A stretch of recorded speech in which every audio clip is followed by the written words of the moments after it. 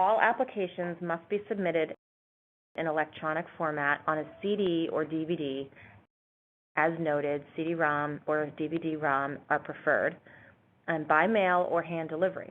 File types are limited to .doc, .docx, RTF, which is rich text, or PDF format. We will not be able to forward documents to peer reviewers that are files that are not one of these 4 file types. We strongly recommend that applicants submit a CD or CD-ROM or DVD-ROM with the following 3 files. First, a single file that contains the body of the application, including PDF format, is searchable. Note that a PDF created from a scanned document will not be searchable. A single file in a PDF format that contains all of the required signature pages. These signature pages may be scanned and turned into a PDF. Third, copies of the completed electronic budget spreadsheets with the required budget tables, which should be in a separate file from the body of the application. These spreadsheets will be used by the department for budget reviews and will not be given to peer reviewers. Each of these items must be clearly labeled with the LEA's name, city, state, and any other relevant identifying information. Applicants also should not password protect these files. It's important that you note that the due date is a received by date, not a postmark date. This means that the department must receive all grant applications on or before 4:30 p.m. exactly. Any time after 4:30 p.m. is considered late, and the applicant will not be considered for funding. We strongly recommend that you use a commercial carrier, not the U.S. Postal Service, for delivery of your application. And we advise you to be sure to plan and provide adequate time for delivery by 4:30 p.m. on October 30th. Please note that the mailing address is different for applications submitted by mail, including commercial carriers, than the address for hand-delivered applications, including courier services. We will now move on to intent to apply. We will be able to develop a more efficient process for reviewing grant applications if we know the approximate number of applicants that intend to apply for funding under this competition. Therefore, the Secretary strongly encourages each potential applicant to notify us of the applicant's intent to submit an application for funding by completing a web-based form by August 30th, 2012. When completing this form, applicants will provide 1, the applicant's name and address, 2, whether the applicant is applying as an individual LEA or as a consortium of LEAs, 3, expected budget request, and 4, a contact person, phone number, and email. Applicants that do not complete this form may still apply for funding. After the August 30th, 2012 deadline, the department will publicly release a list of applicants intending to apply for Race to the Top District awards. The list will only include the LEA name, type of application, and expected budget request. And next, we'll talk about additional resources and questions. In addition to this webinar, which will be posted on our website with a transcript, the department will offer additional technical assistance opportunities. More information about the upcoming webinars, as well as any other technical assistance opportunities offered by the department, will be posted on the Race to the Top District website listed on this slide. As mentioned earlier, the department has developed a frequently asked questions document. This document will be updated over the next several months, so please check the website often. If you have questions about the program, please do not hesitate to send them to the Race to the Top District mailbox at racetothetop.district@ed.gov. And now we will open it up for questions. Great, and just as a quick reminder, we are only accepting technical, clarifying, or logistical questions. As mentioned in the RSVP message as well as earlier on the webinar, we are unable to answer specific questions about specific approaches or individual proposals. So we apologize, but when people are asking us what did we think would this work or we're thinking about X, I'm afraid we are unable to answer those types of questions. So at this point in time, we're going to go through a few questions that have come in through the chat feature during the break, as well as through this last time period, and we will get through as many as we can in the time left. So a couple that have come in had asked, must an applicant apply for an optional budget supplement? The answer is no. An applicant does not have to apply with an optional budget supplement, nor will it give an applicant preference or priority if it comes in with an optional budget supplement. Another question is asked, if stakeholders send letters of support directly to the department, will these letters be considered as part of the application? The answer is no. We're afraid that only letters of support that an applicant submits with this application, and we ask that you submit as part of the appendix, will be considered in the review of the applications. Letters of support sent directly to the department will not be added to an applicant's application. Another couple questions that have come in have asked, will absolute priorities 2 through 5 affect an applicant's score?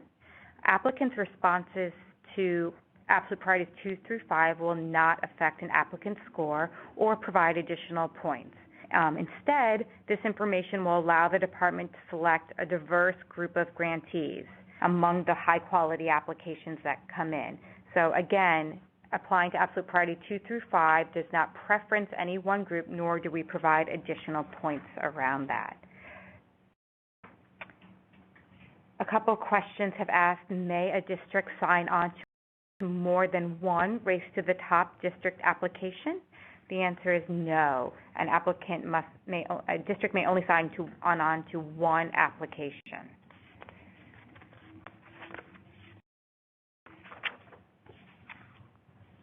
We've had a few questions asking for additional clarification back to the selection criteria. So a couple of people have requested that we clarify if a district has no persistently low-performing schools, or can they be considered for this grant? The answer is yes.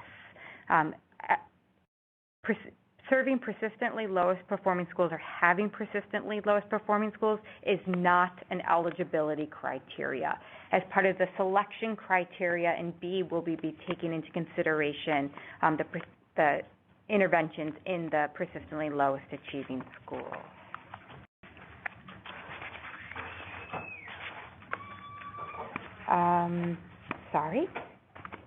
A question has asked, if our application is focused on pre-K through 3 grade band, are we permitted to focus all of our expenditures on that age group? Your budget development and budget narrative may target resources as see fit that best supports the implementation of your plan. Again, as we mentioned earlier, as part of the selection criteria for the budget, we will be looking at different aspects of how you choose to, the peer reviewers, will be looking at different aspects of your budget. So we flip back to that for 1 second. I apologize. In F, selection criteria F, this is where we address the budgets, and the peer reviewers are going to be looking at and judge the extent to which all funds, both the proposed Race to Top district grant, your external foundation support, district, state, and other federal funds will support the project. So if you are proposing to serve P3 grade band, how it would support the implementation of that personalized learning environment in that P3 grade band, whether the budget is reasonable and sufficient to support the development and implementation of the applicant's proposal, and if the applicant clearly provides a thoughtful rationale for that investment and priorities. So again, that pertains to that question about your budget. Another question has come in, may have 6 districts and serve more than 2,000 students, for example, 10 or 15,000 students? The answer is yes, as long as the participating districts as part of that consortium meet the eligibility requirements and propose to serve over 2,000 participating students, it is an eligible applicant.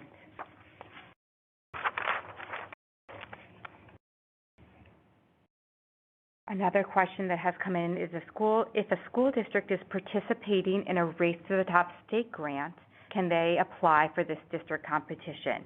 The answer is yes. A district that is participating in its Race to the Top state grant may apply for a Race to the Top grant as long as it meets the eligibility requirements.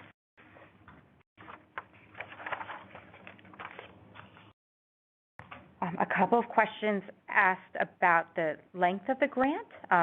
This is a 4-year grant, and in the application, if you flip to the budget sections, and again, we will have a separate webinar on the budget, we actually do lay out the different grant years of the budget, both in terms of project and overall, and ask for a narrative for those 4 years of the project budget. Will any preference be given to consortiums over district applications? I apologize, this is a new question. Will any preference be given to consortiums over district applications? The answer is no. We're not preferring one over the other. Both districts and consortia are welcome to apply.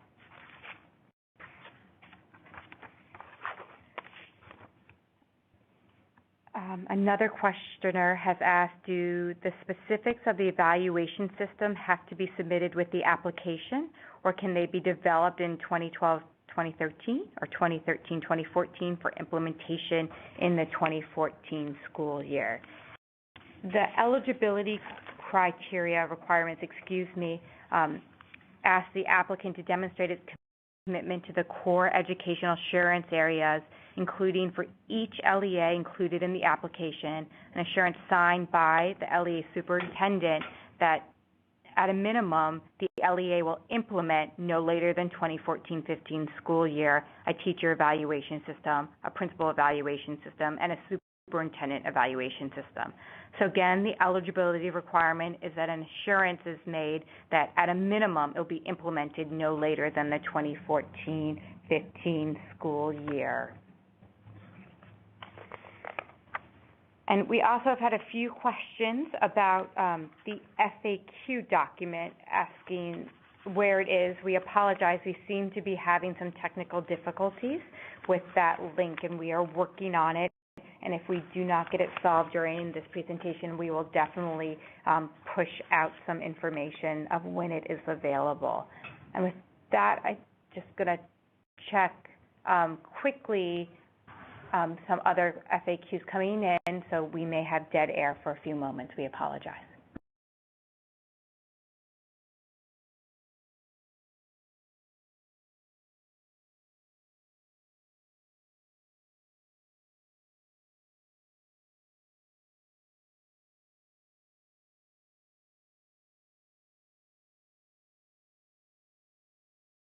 Okay, so we have been able to identify a few more questions to answer, and many of them are coming in themes.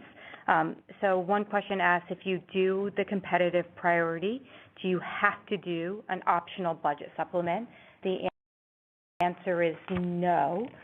You do not have to do an optional budget supplement. And just as a reminder to the group, the optional budget supplement must be able to stand on its own. So if it is not funded, it does not adversely affect your absolute priority one or your proposal. Another set of questions have asked for additional clarity on the budget bands and the program requirements, whether those bands against the participating students are for 1 year of the grant or for the full 4 years of the grant. The answer is those are for the full 4 years of the grant. So an applicant may apply to up to $40 million for 4 years, over the 4 years, if it is serving more than 25,001 students. As an example of how that would play out. Another set of questions has asked about the number of optional budget supplements that a grantee or an applicant, may apply for. We have no cap on the limit of optional budget supplements that an applicant may apply for. Again, they may be up to $2 million, and they must be able to stand alone. So if they're not funded, it does not adversely affect your proposal, and that they are going to be scored separately, and we will fund them separately. Another question has come in and asked, may more than one partner be part of your competitive priority? May your competitive priority include more than one partner? The answer is yes. The competitive priority may have multiple partners as long as you have a rationale and a narrative for why that best supports the implementation of that plan. Another question has asked, is the up to $2 million per year for the optional budget supplement over 4 years, or is it $2 million per year? The answer is $2 million total over the 4 years. Another person has asked whether the optional budget supplement may be targeted towards a specific grade band. The answer is yes. The optional budget supplement may be targeted towards a specific grade band, again, as long as if it's not funded, it does not adversely affect your overall plan and your commitment to absolute priority 1. A couple people have asked us to review again the application submission requirements. So we're going to flip quickly back to that page, and Meredith is going to walk again through those submission requirements. Okay, so I want to just review that we have given you information about the particular file types. We want to encourage you to use PDF and provide one file that is readable for your entire scanned application, another file that contains your signature pages, and then another completed electronic budget spreadsheets. I want to be clear about that.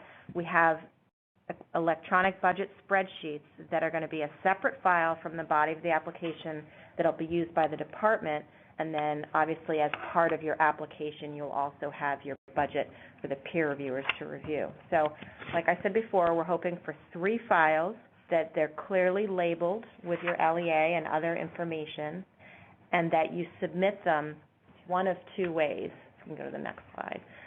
You can either submit them by mail, and there's an address here at the U.S. Department of Ed Application Control Center, or you can submit them by hand delivery. For instance, you can come in yourself, you can send a courier, and there's a different address for hand delivery. In either case, those have to be received by 4:30 p.m. and no later on October 30th. So please note these 2 different addresses. No need to send them to both addresses, just send them to one. If you're mailing it, use the first address on this slide, and if you're doing a hand delivery, for instance, through a courier, the second address. Great. I think we're going to flip back to the budget requirement slide because we still continue to have questions coming in about what that means, so we apologize if we have been less than clear. So we'll patiently wait for the slides to catch up.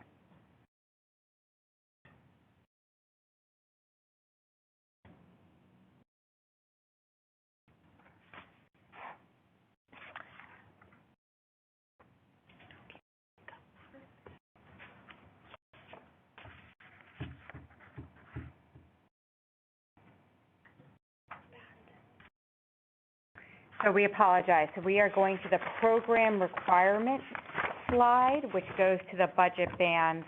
And for those who are following along within their office, this is part of the application and program requirement section within the slideshow, which is slide 59.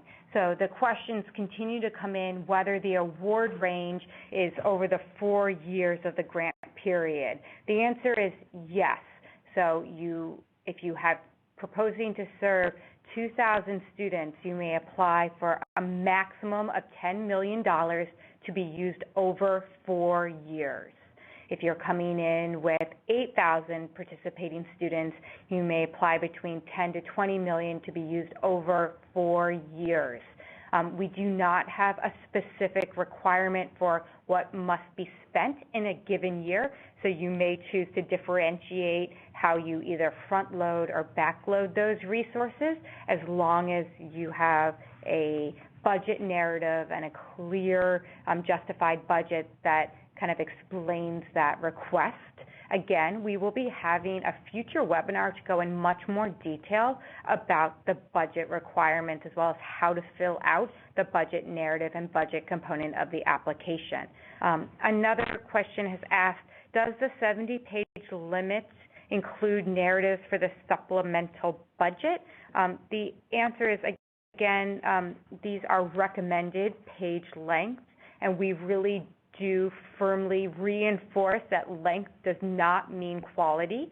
In previous competitions, some of the early winners were those with some of the shortest applications. It really is around clarity and vision and a compelling body of evidence to support your proposal. But the answer is that the narrative for the supplemental budget is not included in that 70 pages that we recommend that an applicant apply to.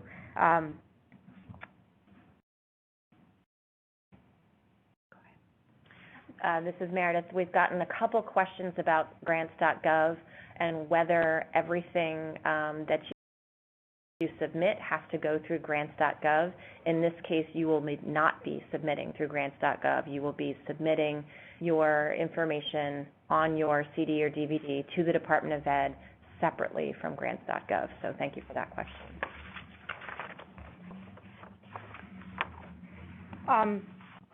A question is asked about the preference for a single PDF.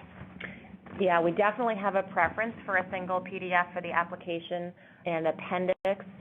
If you want to have a separate file, one file for your application and one file for your appendix, that would be fine. What's most important, though, is that you label your files properly. What we would not prefer is an appendix that has 50 different files. We understand why some might want to do that, but that makes it very difficult on our end. So we would really appreciate one file for your application appendix, potentially two if you want to do your appendix separately, and that's going to really help us, especially if you PDF it. Then we won't have any issues with your files being misread or miscopied, especially if you have Excel. And there's a question, is there only one CD, DVD with multiple files listed, or do you need separate discs? One CD or DVD is just fine. There's no need to have a separate DVD for each of your files.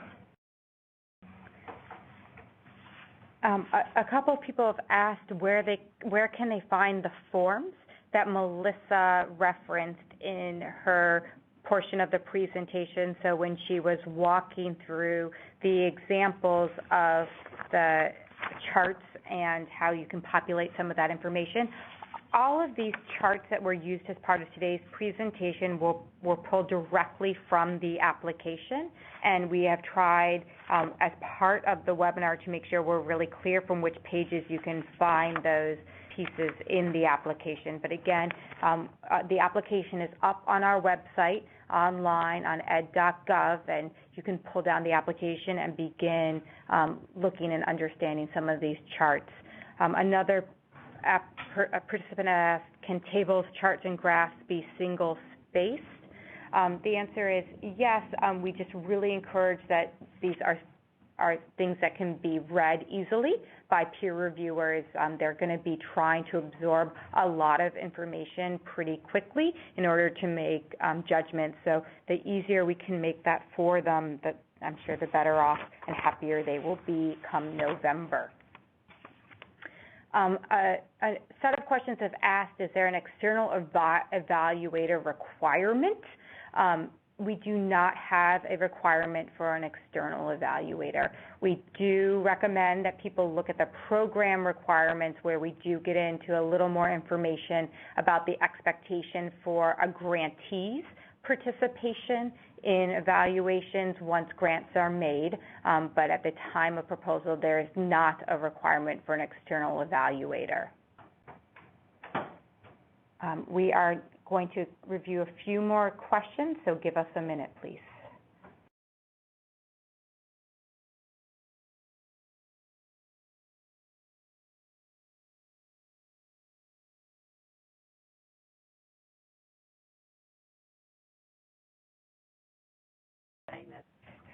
So we have a few more questions, and then we're starting to get a number of questions about how one completes the application. So before we get to that, a couple people have again asked about the intent to apply, whether it is binding or required. Again, the answer is no. The intent to apply is not binding, nor is it required, but we do strongly recommend that if you are thinking about applying for Race to Top District grant, that you submit an intent to apply. It does help us organize our competition better. Another question is asked in the intent to apply form whether we need the specific budget amount or whether the bands are okay. The bands are fine. Again, it's just to really ensure that we're organizing ourselves well to run a good, high-quality competition. Another question has come in about, may partners sign on to more than one application? The answer is yes. Partners may sign on to more applications, but we do stress that as partners are thinking about signing on to more than one application, they are thinking about their capacity to support that partnership well if grants are received. Again, we've had a number of questions about specifics on the actual applications, how it can be filled out, the phone number for if you need to overnight it, whether you can cut and paste documents into it. As we get closer to the submission dates, we will have an application tip sheet, which will include a number of pieces of these information in response to some of these questions. The application currently does have a phone number on it that you can go to if you are interested in finding that out now, if you need to be able to submit it overnight now. Application is also a Word document, so what applies to any other Word document applies to the application. But again, we will have an application tip sheet that will be available on our website as people get closer to the application deadline of October 30th, 2010. So just, October 30th, 2012. So just to review a few of the kind of key timelines again, we do ask that people interested in applying for Race to the Top District grant submit their letter of intent to apply through our web form by August 30th. Applications are due October 30th, 2012, 4:30 p.m. Eastern Time, Washington, D.C. time. Applications that come in after that will not be accepted. We apologize. We cannot accept those. And we will then be making and announcing grant awards in December of 2012. Just quickly to, again, review some of the additional resources, we do have plans to have upcoming webinars on the budget and consortia. We do not have dates scheduled for those webinars yet, but they will be in the next few weeks. Please visit our website and we will post those upcoming days and make sure there's adequate time for people to register. You may always submit questions by email to racetothetop, one word, .district@ed.gov. And again, this presentation as well as the transcript will be posted on our website in the next week or so, as well as with the existing information with the executive summary, NIA, and application that is already available on our website. With that, we are starting to get to questions that pertain to individual approaches or requests. So we are going to conclude this webinar at this time. We would like to thank everybody for joining and listening, and your wonderful, great questions. We really appreciate all the time people have taken to participate in today's discussion, and we look forward to receiving your letters of intent as well as your applications in October. Thank you very much.